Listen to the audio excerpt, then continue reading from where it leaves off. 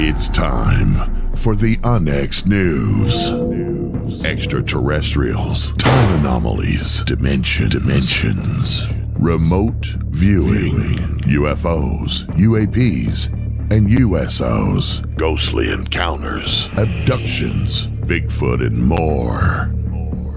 Your end of the week news source for everything unexplained. Here is your host for the UNX News Podcast, Margie K.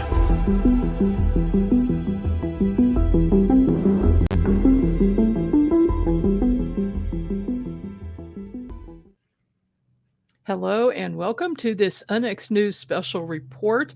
I'm your host, Margie K, and this evening we're going to be talking to a number of people who are speakers at the Contact in the Desert conference. So we're going to have a few minutes with each of these speakers, and it's going to be a wonderful evening. So thanks for joining me. And up first is my good friend, Craig Campobasso. He's a multiple award-winning filmmaker and Emmy-nominated casting director. He was 15 years old when he started in the entertainment business. He received an Emmy nomination for outstanding casting for a series on David E. Kelley's Picket Fences. Craig's casting career spans 3 decades.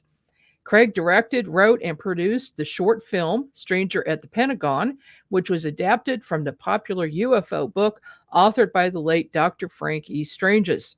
The short film won Best Sci-Fi Film at the Burbank International Film Festival and a Best Sci-Fi FIlm Remi Award at the Worldfest Houston International Film Festival.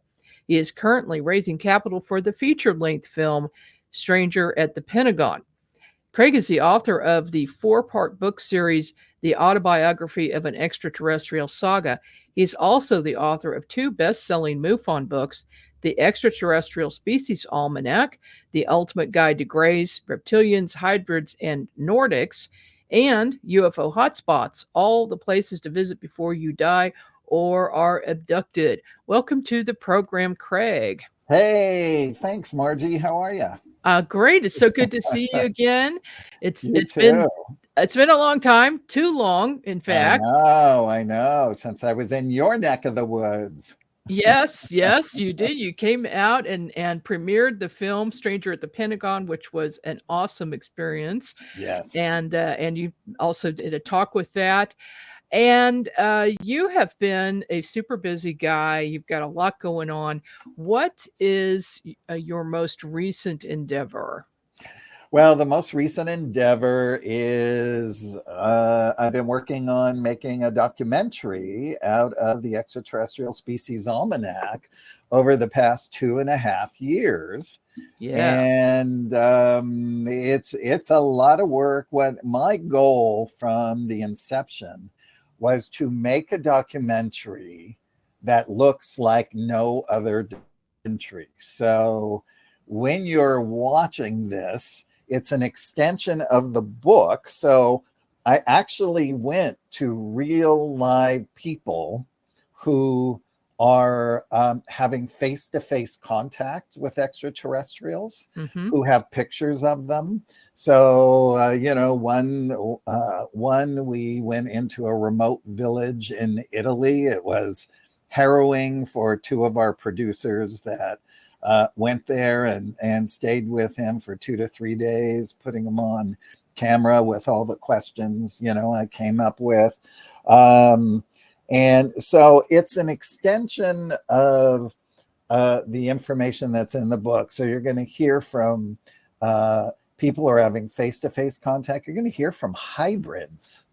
Not a lot of people know too much about hybrids. You probably do, Margie, because, we're all in this phenomena together. Yeah. But there are many ways that hybrids can come into being, and we go through all of that. And we talk to 2 hybrids, actually. Oh. And yeah, who claim to be hybrids.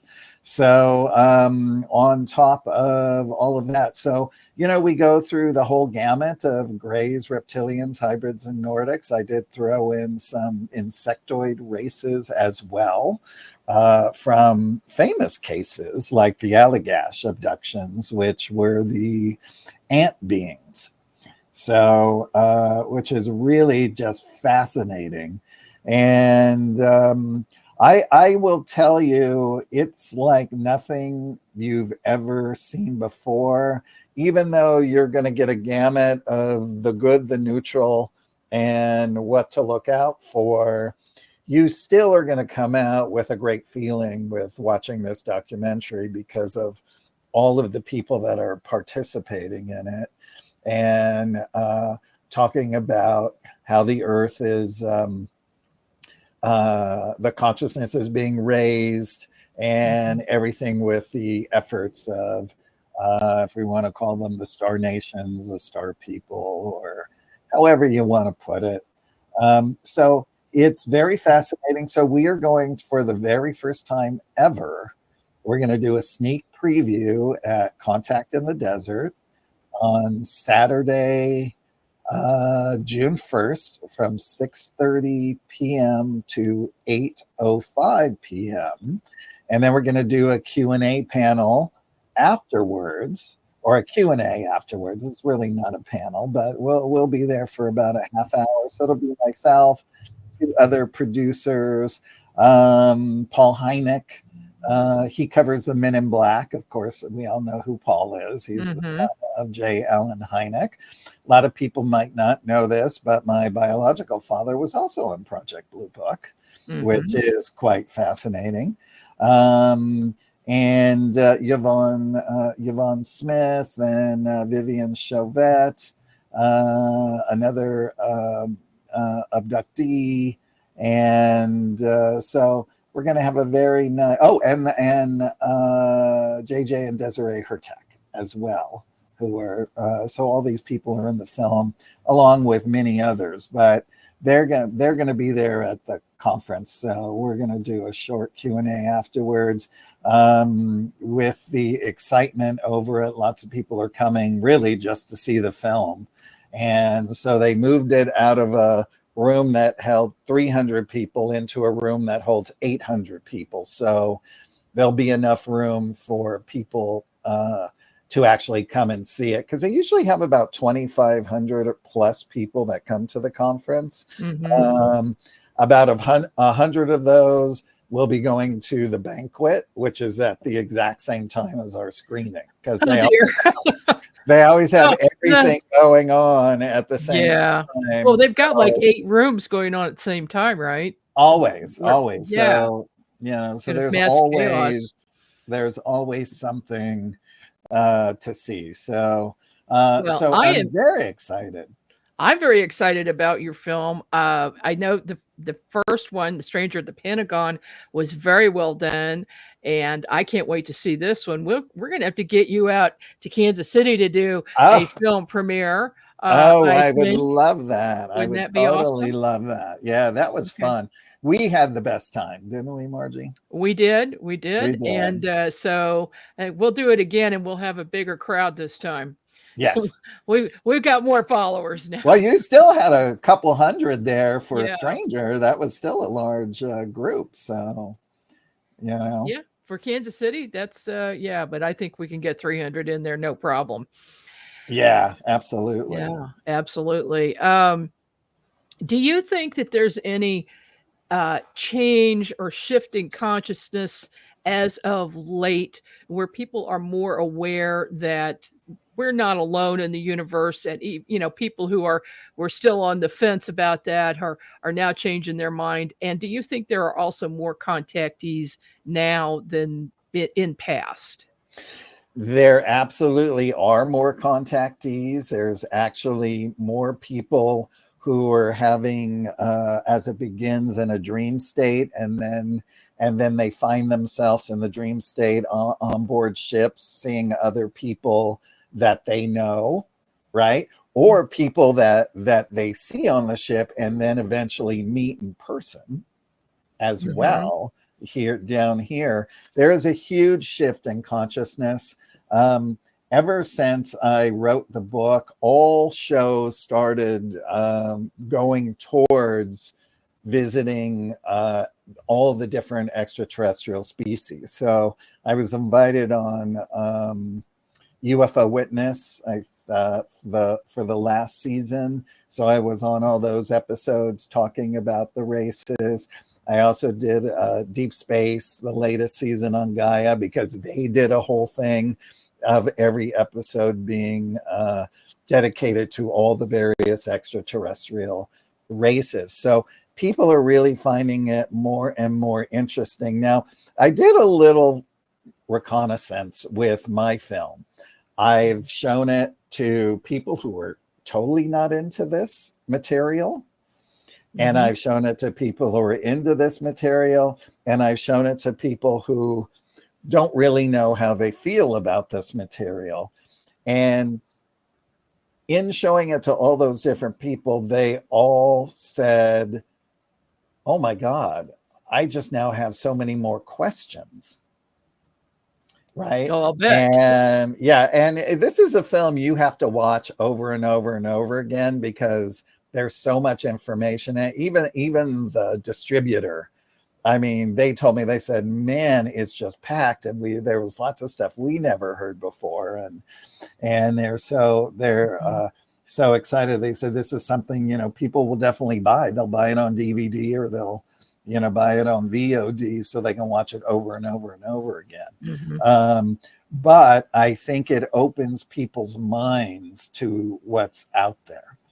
Before I woke up at age 26, I never thought about what was out there. I was just living my daily life, not thinking about anything. Right. And boom, you get catapulted into, all this material, and you just keep gobbling it up, and then you start having experiences yourself. So, well, that kind of segues into my next question, which I know the answer to, but I'd like everybody else to know, how did you get interested in this subject? Well, like I said, when I was 26, I had just finished working on Steven Spielberg's Amazing Stories in the 80s. I was 26 years old. And I say it's when my own amazing story began. I started being visited in the dream state by 3 master teachers.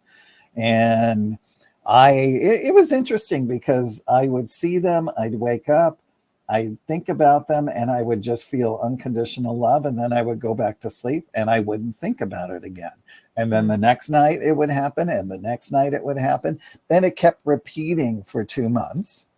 And then the next 2 months that went into 4 months was, I would be in the dream, and then I would wake up in the dream, which I call lucid dreaming, because my soul actually now was where they were.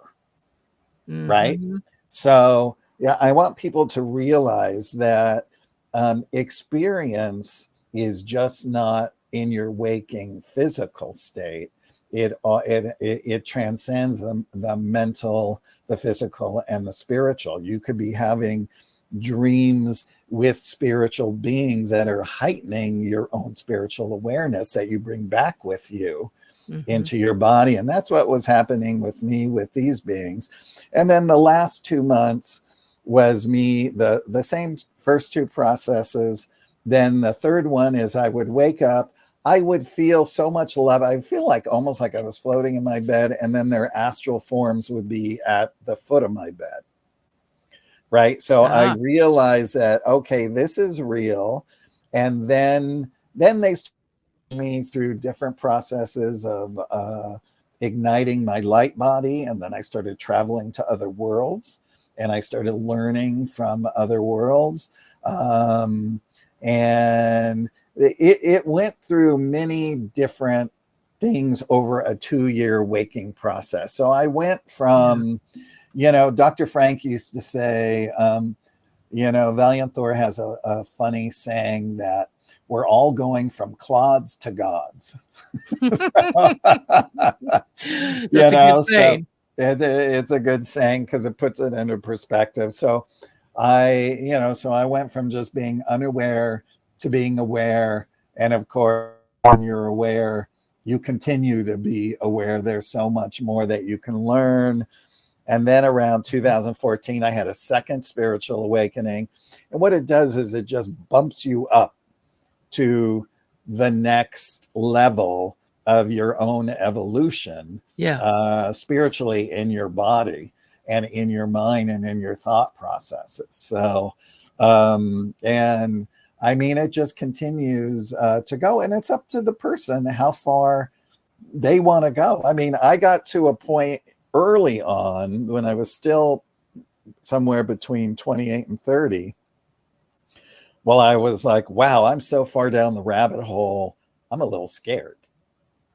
Right? Yeah. Only because it was of the unknown. So I backed off, right?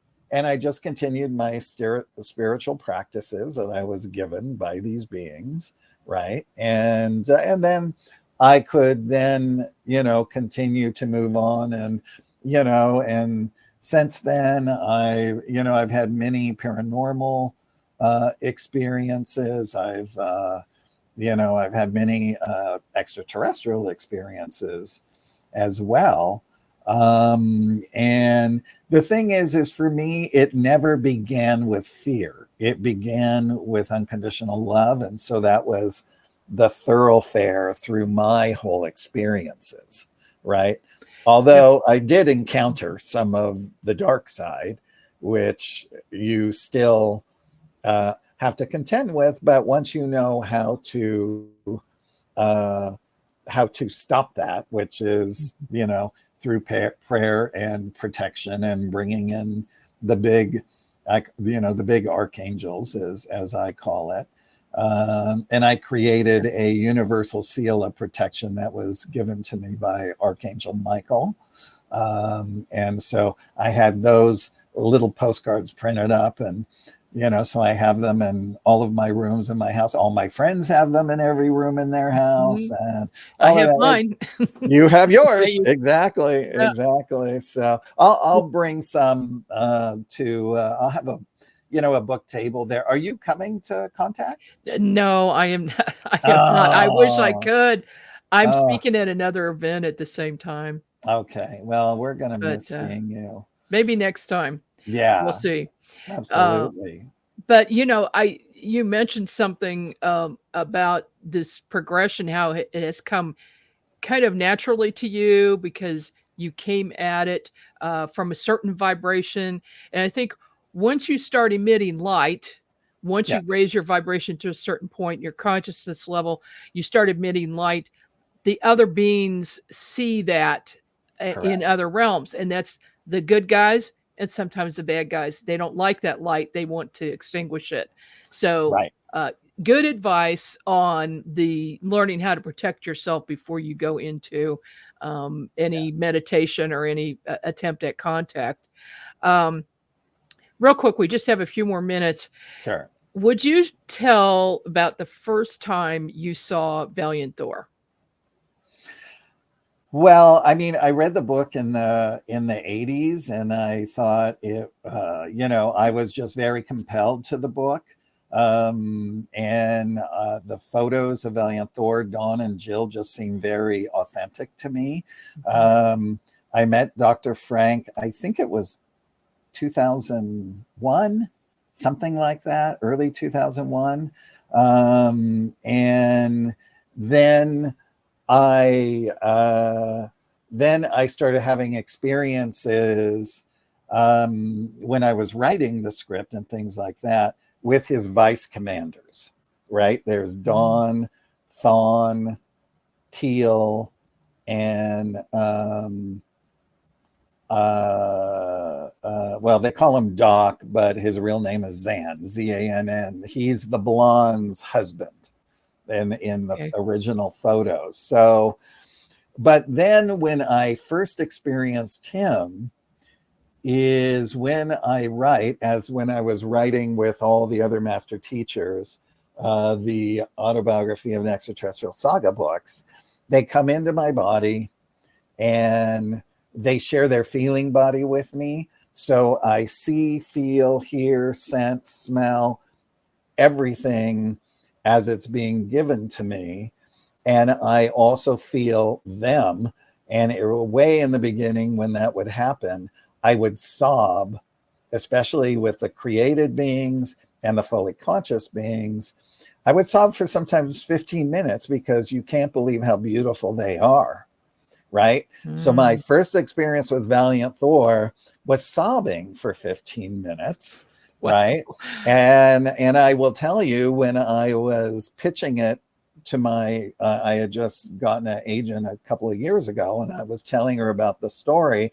And as we were on Zoom, and as I was explaining who Valiant Thor was, I would see her muscles start doing this. And I go, oh, you want to cry, don't you? And she goes, yes. She goes, I can't believe how beautiful he is. And then I said, just let it out. Just let it out. You know? Wow. And it's that, but he comes to me in lucid dreams as well. Mm-hmm. And which I find very good. It's really primarily the vice commanders, and it was the same with Dr. Frank. When he would go, he would hang out with them, but he would also get to, talk to Valiant and those kinds of things. But he comes around when we were finishing the short film. There was a lot to do, and I really needed assistance. And I mean, I was sitting right here in this chair. I felt him come right behind me. My body rang with chills for like minutes. And he said, I'm here. What do you need? And I said, these are the things that have to happen immediately, or we're not going to make the Burbank Film Festival, because we're having problems with some of the people in the background finishing the film. Mm-hmm. And he said, I will take care of that. And he was with me for 3 days, and all of it, just everything went, and it was done. Awesome. Right. And it was done. And it was the same about making the short film. I mean, I shelved it when Dr. Frank passed away, but, I was waking up one morning and Teal telepathically talked to my head, and she said, look, it's time to make a short film. I want you to start a crowdfunding campaign. You're going to make a little over $5,000. This is who you call for the camera. And she said, I want you to start this process, and we will do the rest. And as I kept going, everything materialized. I said, well, I don't want that camera. I want a real DP with a red camera. The very next day, a buddy of mine called and said, hey, my friend's a DP. He loves this story. He has a red camera. He'll shoot it for free. Yeah. Right. And I said, well, we'll still pay him. But, but anything I asked for, I received, and they just made everything click and happen. And that's how the story got out there even bigger into the world. So many more people know about Valiant Thor now, that where it was just a little bit of the niche UFO community. Oh, there's a lot out about him right now. In fact, I'm getting ready to publish a book by Peleg Yegan, and he has deciphered all of the books that have come out about him and by him. And it's just amazing. So I can't. And just so you know, the books that have his name on it, he did not write those books. Those are all prior Gray Barker books. And after I did the short film, when there was this resurgence of him, they took the original author's name off and put Valiant Thor. Yeah, there's been a lot of plagiarism of if you get a hold of some of Gray Barker's works, see that. And the Sarcarian Press. Sarcarian Press has a lot of that. So yeah, do be careful about what you read about what you read, and don't assume just so Valiant Thor never wrote a book in his life. He was an advisor to Dr. Frank on Outwitting Tomorrow, and that's it. Yeah. So okay. All right. Well, golly, Craig, unfortunately, we don't have any more time today, but I hope to get you back on again soon, and we'll talk about you coming to KC. to do a Yes. film premiere? I'd love that. All right, that would be awesome. Thank you so much for You're spending time with welcome. us today. All right. Bye, everybody. Okay. Bye, Margie. Bye-bye. Bye. Next up is Paul Hynek. He's a Wharton MBA, professor of finance and cryptocurrency at Pepperdine University, and creator of Easy Numbers financial projection software, which has helped thousands of startups raise over $2 billion. Paul introduced the world's first online service with Kids on Stage with Bill Gates, and worked with Avatar, Lord of the Rings, Planet of the Apes, and numerous other movies and games. Paul is a grant reviewer for the National Science Foundation and will speak in any language anywhere in the world with 2 months' notice. So I need to find out more about that. Paul is the son of J. Allen Hynek and is building upon his father's Close Encounters classification system to help experiencers demonstrate the objective reality of their encounters. Welcome to the program, Paul. Thank you, Margie. Happy to be here with my Yeah. spiritual guide. And your cat. Yeah. Yep. What's the cat's name? JJ. Okay, JJ. Well, it's good to have both of you on today. I've been wanting to speak to you for quite some time, but you are going to be speaking at Contact in the Desert. Actually, you're the MC, aren't you? No, I'm moderating a panel and have several presentations. Oh, yes. Going to be moderating. We'll just talk about this one first, right here, the Legends panel. And you got the two Georges there, along with a lot of other well-known people. Mm-hmm. That's going to be fun. What are you going to be talking about at the conference? So apart from that panel, I have 3 presentations. One is Ufology 101, which is really a primer for the UFO curious in the crowd. Then I have, as you mentioned, a presentation about helping experiencers who are interested to demonstrate the objective reality of their encounters. And I have a protocol to do that. And then my other talk is about the nexus of UFOs, DMT, and Bitcoin. Oh, wow. That sounds interesting. Can you give me a little teaser, a little bit more about that? Yeah, sure. So first, I'd like to replace the term artificial intelligence because I think it's an unfortunate nomenclature with digital intelligence. Artificial intelligence kind of frames it, I think, recklessly regarding human intelligence. So digital intelligence is a different form of thinking, a different form of consciousness even. A lot of people think that aliens, if they're extraterrestrial, may not be biological beings going through the rigorous interstellar space transport, but may be artificial or digital intelligence sentinels. For those who've taken DMT, there's a very strong digital sensation. And I believe in the works of Andrew Gallimore, who talks about this sort of digital intelligence. And of course, Bitcoin is a native digital currency. So I think there's a narrative through string between all 3 of those. Well, that does make sense, especially the idea that, well, a lot of people who are experiencers and have seen ETs say that, especially the Greys, often act in a very robot-like manner without emotion, and they're doing their job, and then when they're done, they're gone. Yeah, and sometimes without a mouth. And all 3 of these areas, UFOs and psychedelics in general, and Bitcoin, have all been vilified by the U.S. government because they view all of them as a threat. Oh, yeah, I guess they would, because a thorough understanding of it might reveal a lot of truths. That's right. A lot of truths they've been trying to keep hidden. Mm-hmm. Yes, they certainly have. Speaking of, have you had any problems with government surveilling you or tapping your phone lines, or keeping tabs on you? If the government is surveilling me, they're doing a better job than my observational capabilities, because I've not noticed anything. Okay. Well, you're one of the lucky ones. Hopefully. Yeah. But I just want to give a shout out to our wonderful 3-letter government agencies. You're doing a fine job, fellas. Fine yes, work. Absolutely. Yes. Keep the bad guys at bay. That's right. Yeah, absolutely.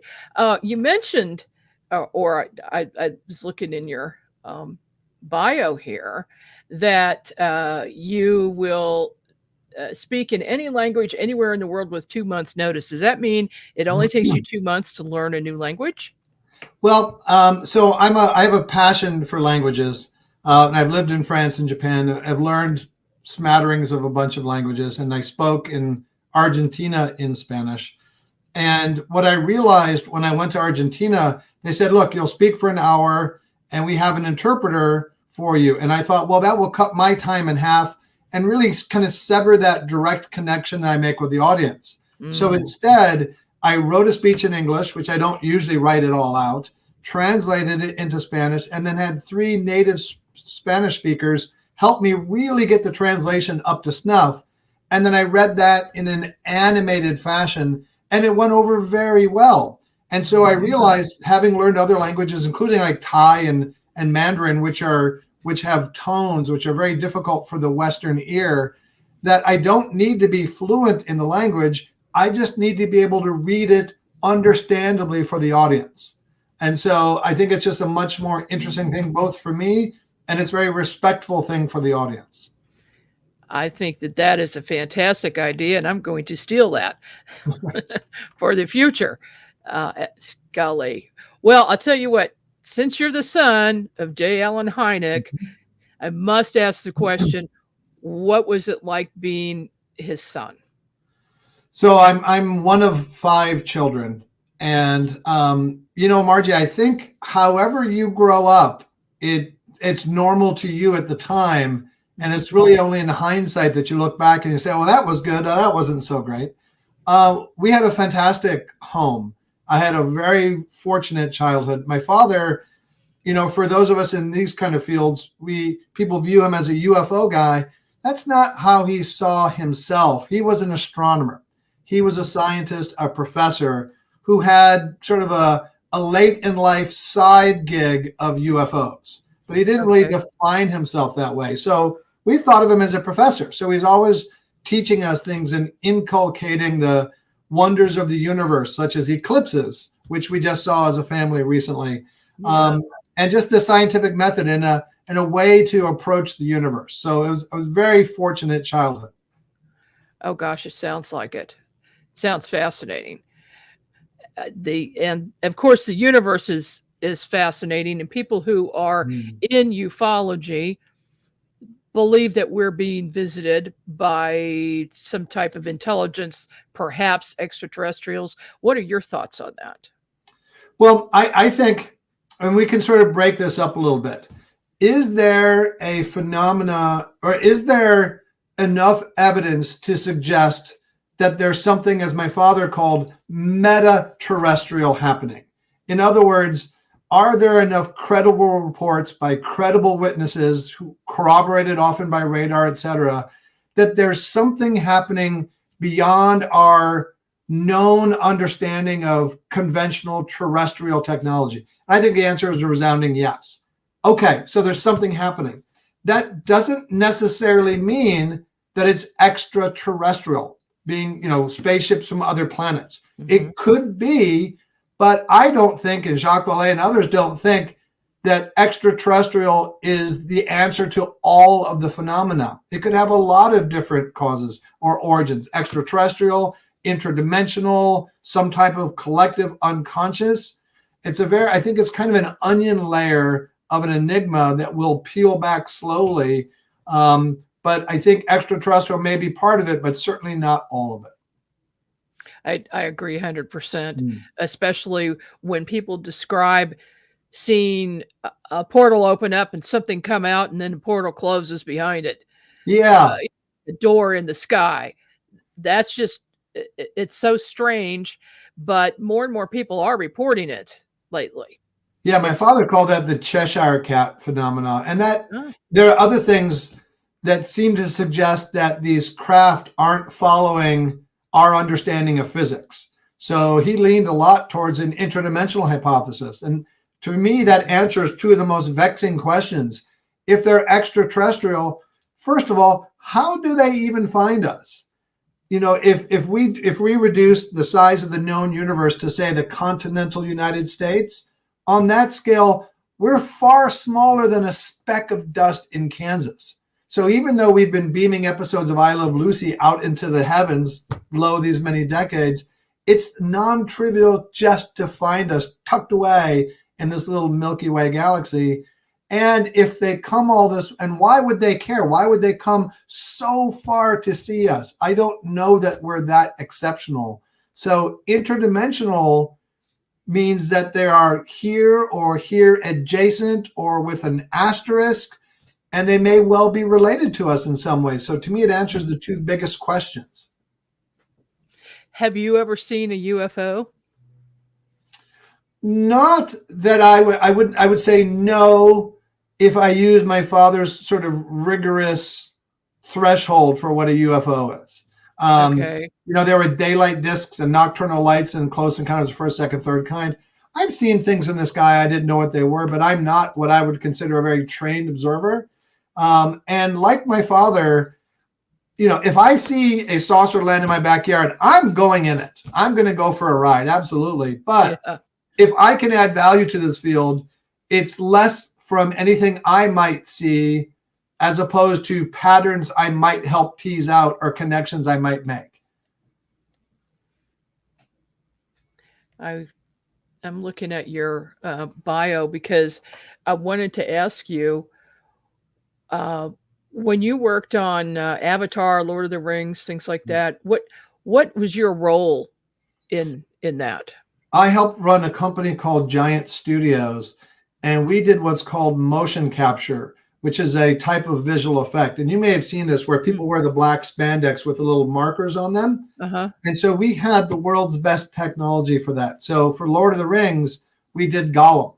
And that was, I think, the first successful example of a computer graphic character in a live action movie.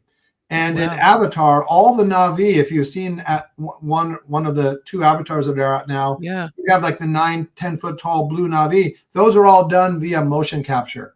And we actually developed something called the virtual production pipeline, so that as you see the actor and they're in the black suit, if you've made those digital assets beforehand, in a monitor, you can see their digital character moving in sync with the real character.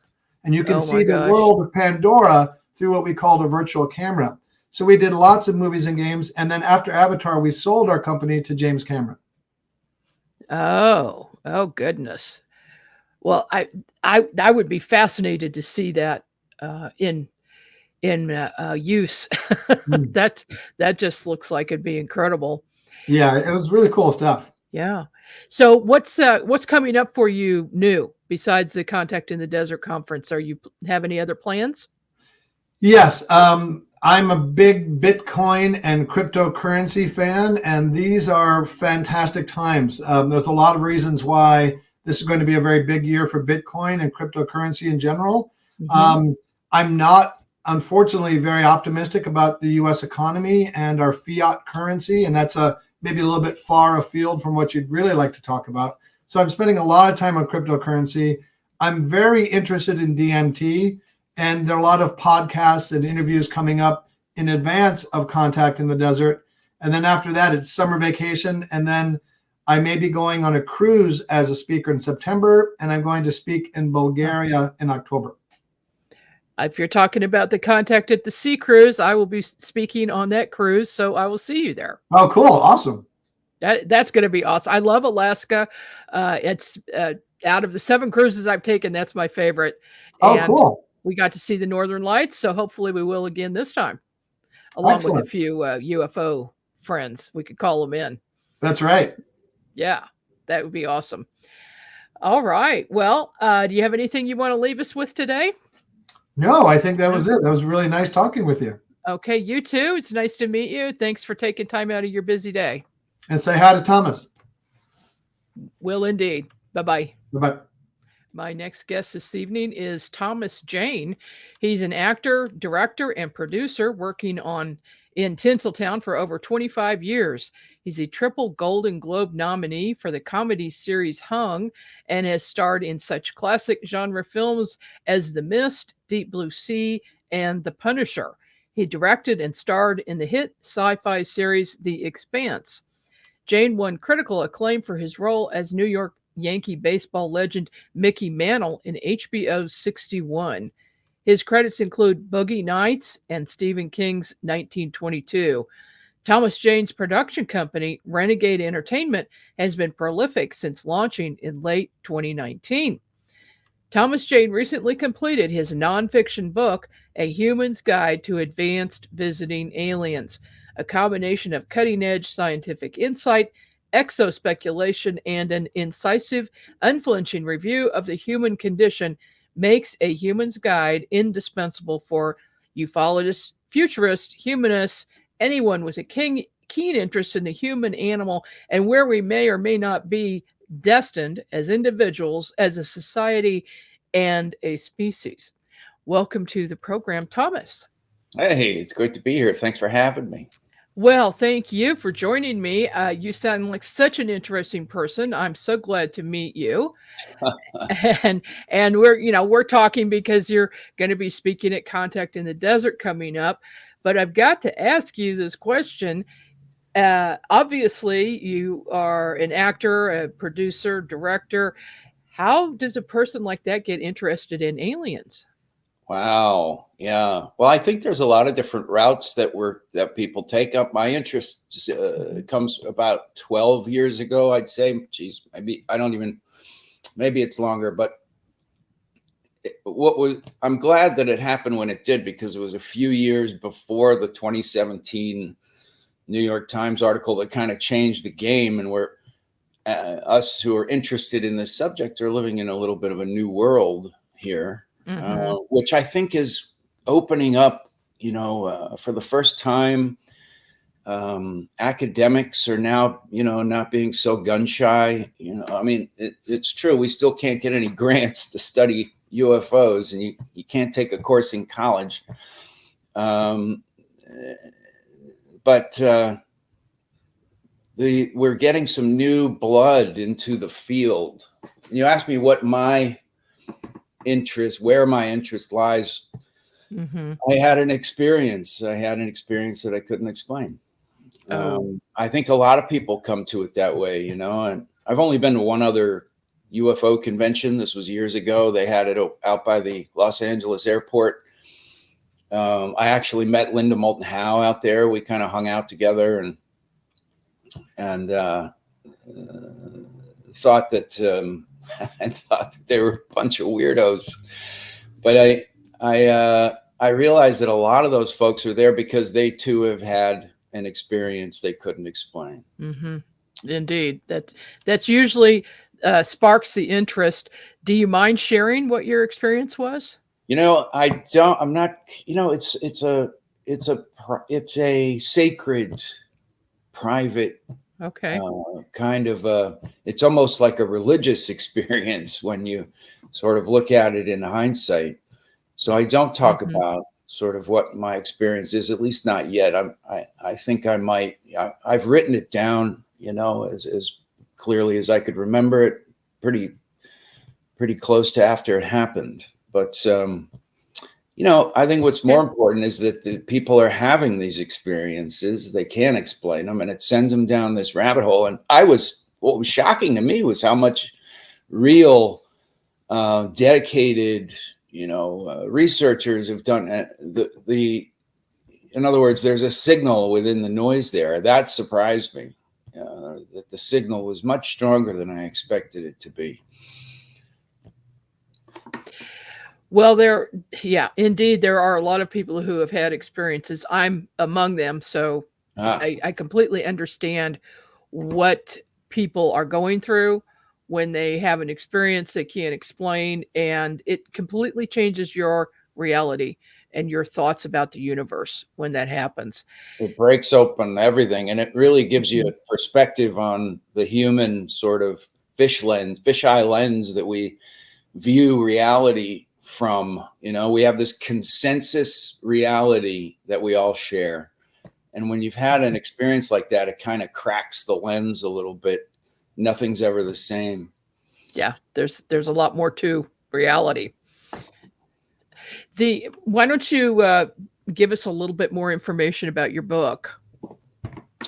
I wrote the book just as a collection of notes that I would take during my rabbit hole journey.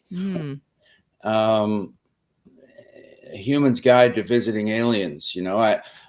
For me, it was learning about it. There's so many different facets to the subject, and there's so many different researchers who focus on different aspects of the phenomenon. So for me, I'm coming from, a storytelling background and a humanist perspective. I wanted to know, what does this mean for humanity? If obviously we don't have all the answers, and in fact, some of our answers are dead wrong, and we're living in a world that we've constructed based on the people that we trust the most, the scientists, the researchers, the people who, write academic papers and stuff. All that trickles down, our relativity, quantum mechanics. Mm-hmm.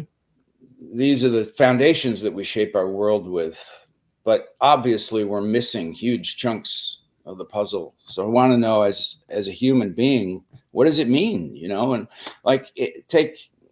just asking sort of where aliens are from, right? We don't know. We don't have any information about habitable planets. We don't even know if they come from a particular planet. We only have theoretical ideas about extra dimensions. We have no idea what we're talking about.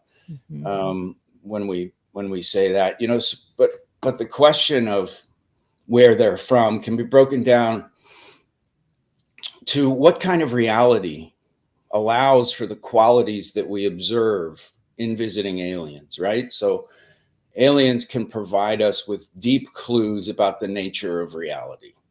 And that's where I wrote the book. And that's what my talk is going to be about. It's called When Worlds Collide. Okay.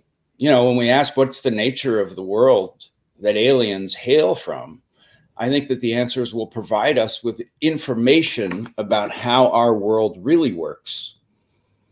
And we're pretty, we're ready for a new paradigm shift. It's been 100 years since relativity and quantum mechanics, and we're still wrestling with those. We don't fully understand quantum mechanics. But, at the end of the 19th century, scientists from the Royal Academy stated that there was nothing new left to discover in physics. Right? Yeah. And they said that about inventions too. Somebody said there's nothing left to invent, so it's pointless. Yeah, that was. And then inventions. You find out. I think there's something like 5,000 inventions that the NSA has classified.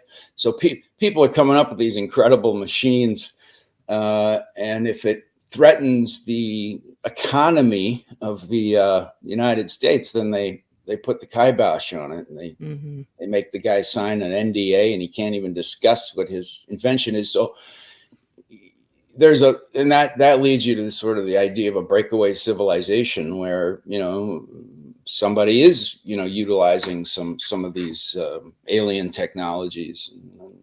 We're not privy to all that. No, and it makes you wonder what the government is doing with these new inventions that people come up with that then they classify. Have they decided they're going to use it? And can they? I recently, found a couple of different people talking about the idea that take a 30-foot, silver disc that apparently we've got some crashed, vehicles hidden away somewhere, and even a couple of pristine vehicles, and getting these things to work. One of the things that fascinate me is that they haven't been able to weaponize those vehicles.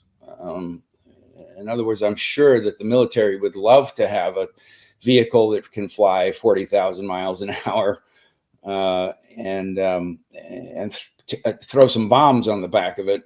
But because of the nature of the field that's around the craft that allows it to do the things that it does. You can't drop a bomb from the bottom of it. You can't hook up a machine gun to the edges of a disc. The physics doesn't allow that to happen. So in other words, you can't weaponize it yet. Yeah, and then there's always the idea that consciousness is a part of this technology as well. That I get into quite a bit in my talk and in the book. Just the fact that most alien encounters involve telepathy in some way, shape, or form. What does that tell us? What does that tell us about the nature of reality? If these aliens have the ability to sort of reach inside anyone's head and read their thoughts and communicate and put thoughts in there, and what does that tell us about consciousness? And then you've got in our world the mind-body problem, which still doesn't have an answer. What came first, consciousness or material reality? You get down to the fine point of that, and nobody has an answer. We lean towards materialism, obviously, right? We're very materialistic. But if telepathy is so prevalent, if so many different alien intelligent species have consciousness, then that might give us deep clues about the nature of reality. Indeed. Do you think that there's going to be any increase in disclosure, in anything forthcoming from the government? You think things are going to change dramatically in the near future? I think not. That's just my own personal opinion. I'm good friends with Steve Bassett, who runs he's been the spearhead of the disclosure movement for decades now. Yes. And I, of course, we need this work to be done. Danny Sheehan, all these great minds who are sort of chipping away, at this wall. It is all great work and needs to be done. But I think that they're going to fight us tooth and nail for as long as they possibly can, and that leads you to the question, what are they protecting? The answers to that get deep and multi-layered, They do. That's what ufologists have been wondering about for many years. And when I first got in the field, I thought, when I was about 11 years old, when I started studying the subject, and Wow. And I thought, well, I'm going to figure this out. Yep. No, no. Give me a weekend. We all think that, and we just don't get there. But there have been some advancements in understanding, I think, especially as far as those people who have been in contact telepathically with extraterrestrial intelligences, or I'd rather call them interdimensional, because I think that most of it is they're right here in this space. We're sharing the same space, just a different dimension. Yeah, and what's the physics of that? What does that mean in real terms? What's the reality of that? What does that tell us about the nature of reality? And trying to parse good information from bad. It's a tricky subject. I try to stick with, I've collected and analyzed the research of a lot of extremely smart people, and I've tried to apply that to the thinking of UFOs and alien visitation. And there's really interesting, like Bernardo Kastrup, who is interested in the sort of the mind-body problem. Rupert Sheldrake, we know from morphogenetic fields. What does that tell us? What do humanoid aliens tell us about the nature of evolution? First of all, I mean, it's difficult. There's the Reddit microbiologist that came out last year, talking about the genetic makeup of some of the beings that he had studied. Now it's one species, right? It's sort of one version of alien that he studied, but he found that there was a lot of Earth. It was sort of a potpourri of Earth-based genetic sequences that has sort of been like a patch quilt work together of different Earths. So Jesus, what does that tell us? What if we cracked open these aliens and they all had genetic code that we could recognize? You know, is that Right. prevalent throughout the universe? Is that a one-off type of thing that some aliens make some biorobotic genetic organisms to just so they could operate around Earth with our sunlight and our pressure and all that stuff?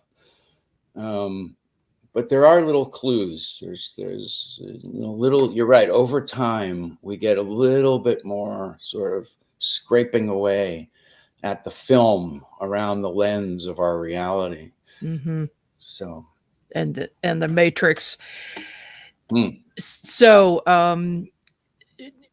are you doing? You're doing the talk When Worlds Collide, and what else is coming up new for you? I think me and Steve Bassett are going to do a little workshop at Contact in the Desert as well. We'll talk about sort of disclosure in Hollywood and the intersection of those two things.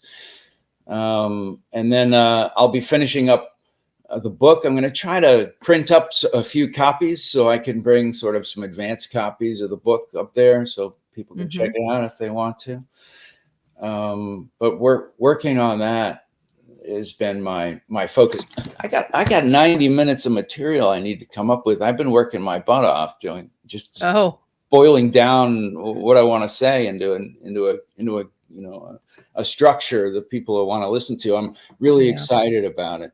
You know, as an actor, I've got to be prepared. You know, public speaking isn't my forte, but I'm going to do a great job. I can feel it. I'm going to wrestle this thing to the ground and put on a good show. So I'm excited about it. I'm really excited about it.